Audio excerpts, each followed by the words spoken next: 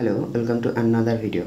তো রয়্যাল ইভেন্টে বেশ ইন্টারেস্টিং ম্যাচ কিন্তু দেখা গেছে। সেখানে র্যান্ডি অর্টন গান্থারের একটা ক্ল্যাশ দেখা গেছে, তাছাড়াও কাইজারের সাথে অর্টনের ম্যাচ, এবং যেখানে গান্থারও উপস্থিত ছিল। এছাড়াও সেখানে ট্যাগ টিম একটা ট্রিপল থ্রেট ম্যাচ দেখা গেছিলো।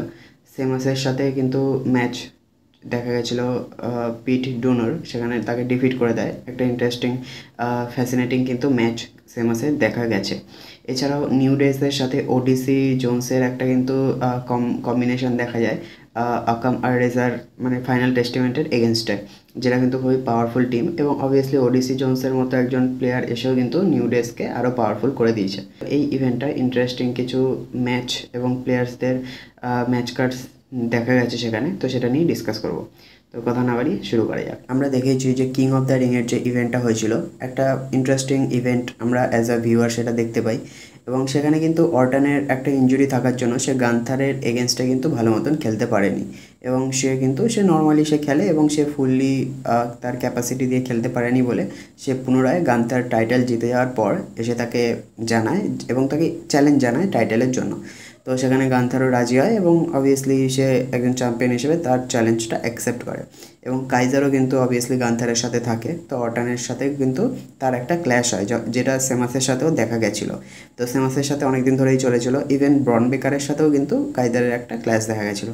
তো এখানে অর্টন আর গান্থারের সাথে ম্যাচে সেখানে বেসিন বার্লিনে যে ইভেন্টটা হবে সেখানে তাদের টাইটেল ম্যাচটা হবে। এবং কাইজার কিন্তু তার আগেই তার সাথে একটা ম্যাচ খেলে ট্রায়ালের জন্য।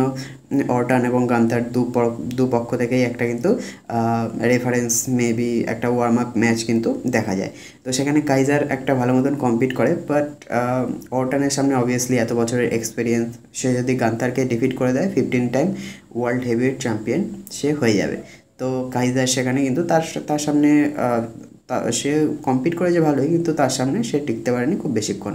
যদিও গান্থার আসার পর তার সাথে মানে কাইজারের একটা কনফিডেন্স বুস্ট আপ দেখা যায়, বাট সেখানেও কিন্তু অ্যানাউন্স টেবিলের ওপর কাইজারের ফটকা দেওয়া সেটা কিন্তু মানে অন্য লেভেলের ছিল।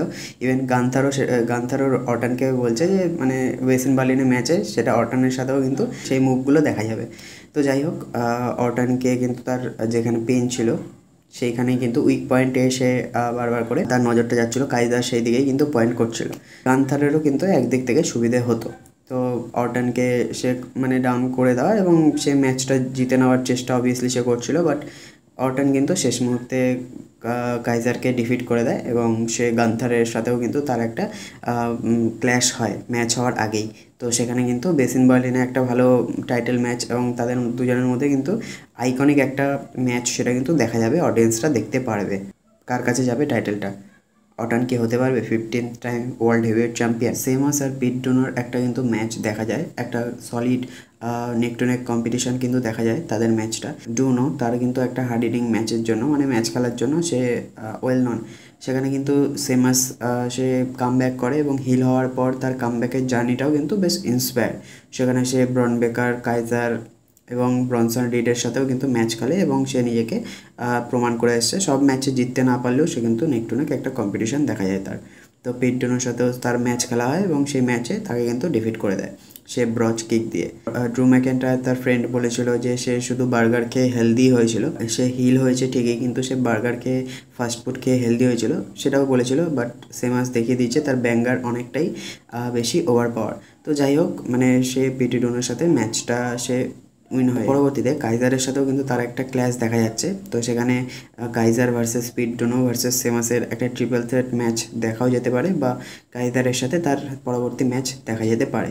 যদিও কাইজার কিন্তু র্যান্ডি অর্টনের সাথে ম্যাচটায় সে ডিফিট হয়ে যায়। তো পরবর্তীতে সেমাসের সাথে হয়তো ম্যাচ খেলা দেখতে পাওয়া যেতে পারে তাদের ম্যাচ।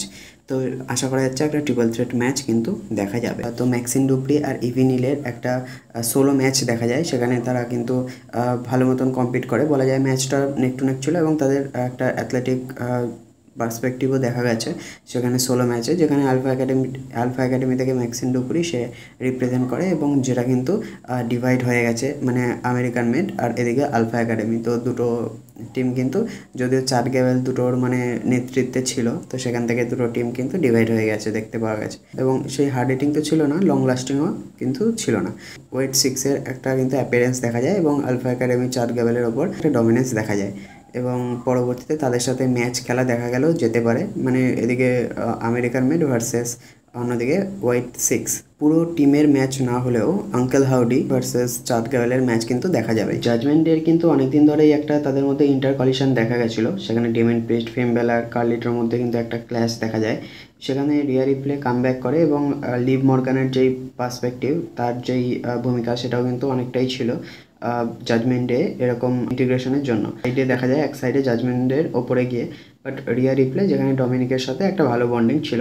তো যাই হোক, তাদের পার্সোনাল ব্যাপার, সেখান থেকে তাদের মধ্যে ইন্টারকলিশন একটা দেখা যায়। টু টিমস তারা ডিভাইড হয়ে যায়, যেখানে একদিকে ডেমিয়ান প্রিস্ট আর রিয়া রিপ্লে, আর অন্যদিকে জাজমেন্টের বাকি মেম্বার কার্লিটো, ডমিনিক আর ফিন বেলার। তো ডমিনিক আর লিভ মর্গানের তাদের বন্ডিং, আর এদিকে ডেমিয়ান প্রিস্ট আর রিয়া রিপ্লের কিন্তু একটা ম্যাচ কিন্তু বেসিন বার্লিনে দেখা যাবে। তো সেখানে তাদের মধ্যে পার্সোনাল ইগো ক্ল্যাশটাই কিন্তু বেশি এতদিন ধরে দেখা যাচ্ছে এবং তাদের পার্সোনাল ম্যাটারও কিছু রয়েছে।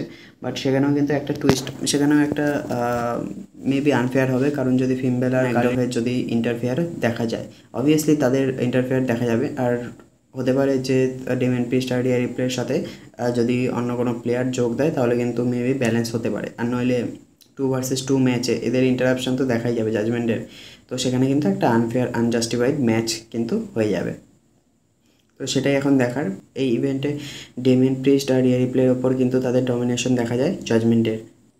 তো বেসিক্যালি বেসিন বার্লিনে এদের ডমিনেন্স থাকার পরেও কিন্তু ডেমিয়ান প্রিস্ট আর রিয়া রিপ্লে আর ওদিকে লিভ মর্গান আর ডমিনিক মিস্টেরিওর একটা ম্যাচ কিন্তু দেখা যাবে। তো এরপর আসা যাক পরবর্তী ম্যাচ, যেটা ওয়ান অফ দ্য হাইপে চলছে, ওয়ান অফ দ্য টপে যেটা দেখা যাচ্ছে ব্যাকল্যাশ রেসলম্যানিয়ার পরপর থেকেই, কারণ সেখানেও কিন্তু একটা ইনভলভমেন্ট রয়েছে ইন্টারাপশনের।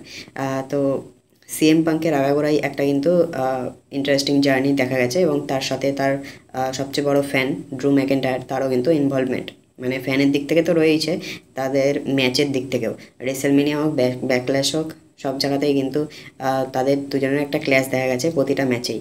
সেখানে cash money in the bank, মানে ক্যাশ ইন হোক বা টাইটেল ম্যাচ হোক, পাঙ্কের যে হোম টাউন শিকাগোতে, সেখানেও তার ওপর একটা মানে তার উপর ডমিনেন্স দেখা যায় এবং তার যে ব্রেসলেট সেগুলো মানে পার্সোনাল দিকে কিন্তু ড্রু ম্যাকেন্টায়ারকে যেতে দেখা যায়। ড্রু ম্যাকেন্টায়ার সিএম পাঙ্কের ব্রেসলেট নিয়ে সেই ড্রামাটিকভাবে সেই ম্যাচটা অবভিয়াসলি এনজয় করছে অডিয়েন্স।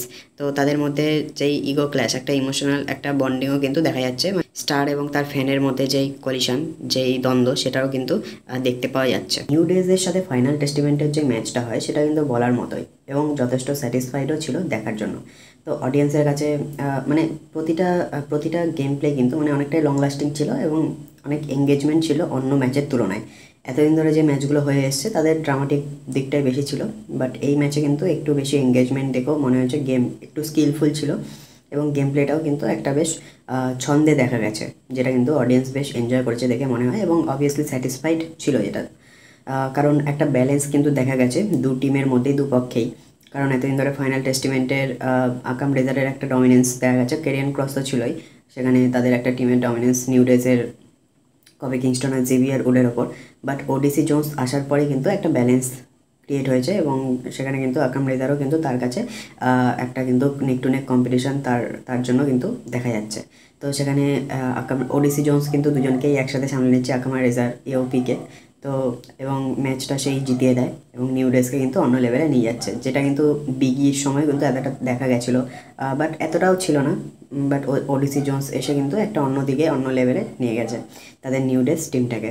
তো পরবর্তী ম্যাচগুলো কিন্তু একটা ইন্টারেস্টিং এবং এনার্জেটিকও ছিল। ওডিসি জোন্সের ম্যাচটা সে একটা মানে কিন্তু একটা অন্য তারকা সে যোগ করেছে ম্যাচে, তো যেটা আমার দেখে ভালো লেগেছে এবং বাকি অডিয়েন্স তোমরা যদি দেখো তোমাদেরও মেবি ভালো লাগলেও লাগতে পারে, বাট আমার পার্সোনালি ভালো লেগেছে।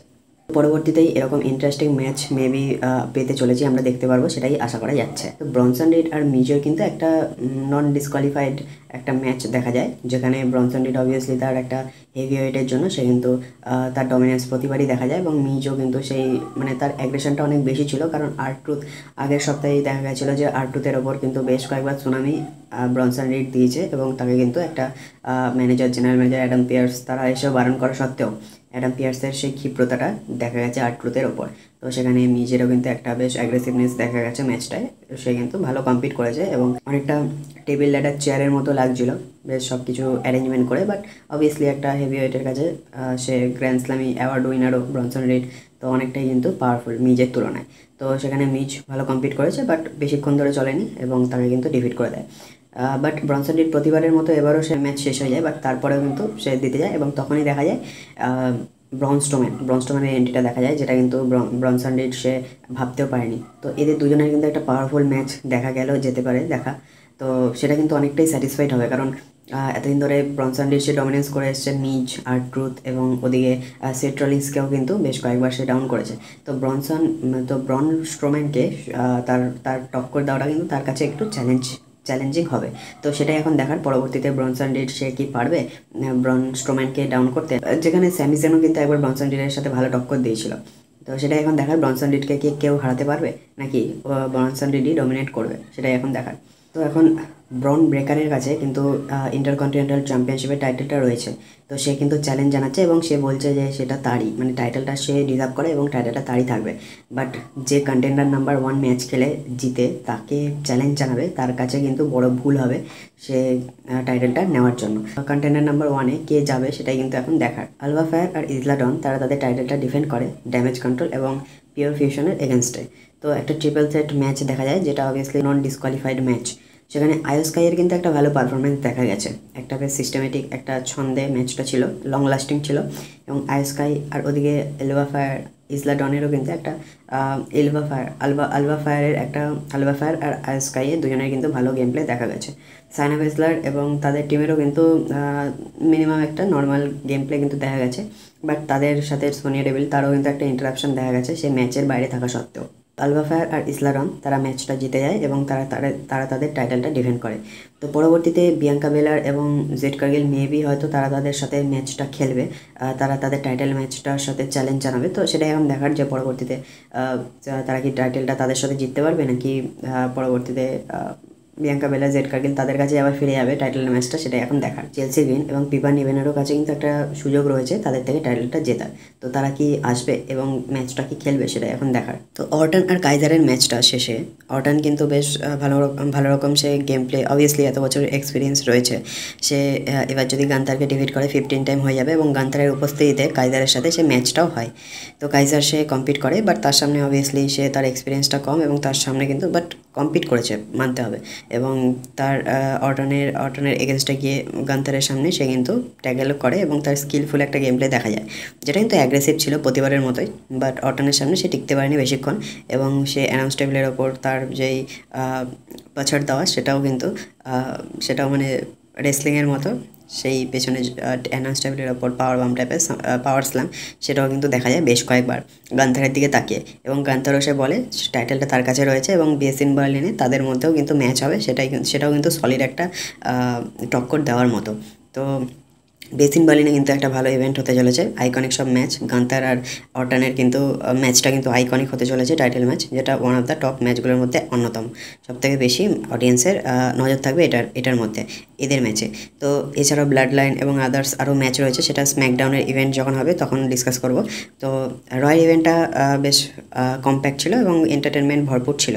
তো জেনারেল ম্যানেজার্সদের এবং বাকি টিম মেম্বারসদেরও কিন্তু প্রেস করার মতো।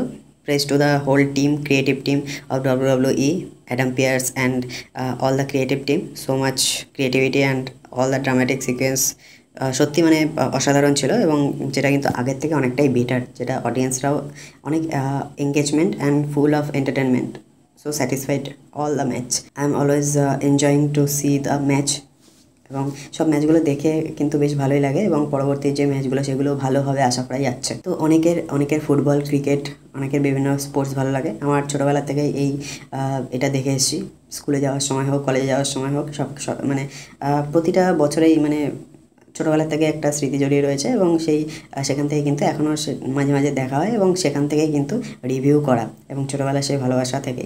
তো মানে ছোটোবেলার একটা ইন্টারেস্টিং জায়গা ছিল, একটা বেশ কার্টুনও দেখতাম সাথে কিন্তু এই গেমটাও কিন্তু দেখতাম। তো সেখান থেকে এখন বড় হয়ে গেছি, এখনও দেখতে ভালো লাগে, রিভিউ করতে ভালো লাগে, কন্টেন্ট বানাতেও ভালো লাগে, সাথে শেয়ার করতে সেই ইন্টারেস্টিং বিষয়গুলো যেগুলো বেশ এক্সাইটেডপূর্ণ, এন্টারটেনমেন্টে ভরপুর ম্যাচগুলো। অনেকেই হয়তো তোমরা দেখো, বাট অনেকে দেখতে পারো না, বিজি থাকো। আমি চেষ্টা করি সেই কম সময়ে ভ্যালুয়েবল যে বিষয়গুলো সেগুলো অ্যানালিসিস করার এবং একটা এন্টারটেনমেন্টপূর্ণ ভিডিও কন্টেন্ট বানানো সেখান থেকে। তো এই ভিডিওটা যদি ভালো লাগে অবশ্যই লাইক, শেয়ার, সাবস্ক্রাইব করতে ভুলো না। তো দেখা হচ্ছে পরবর্তী ভিডিওতে, ততক্ষণ টেক কেয়ার, বাই বাই।